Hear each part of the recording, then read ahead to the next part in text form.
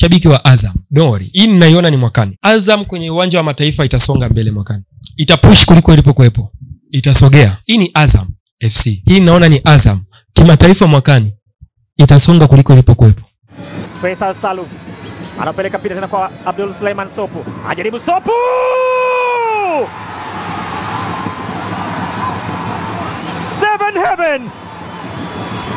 Seven heaven.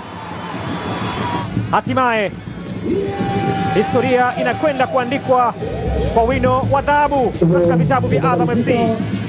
Juhudi na jasho lilivuja kweli kweli kuisaka hii nafasi ambayo wameipata hivi sasa.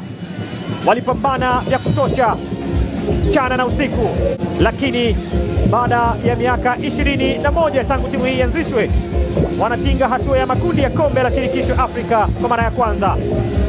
Michuano ya kimataifa ni ya Azam kwa sasa.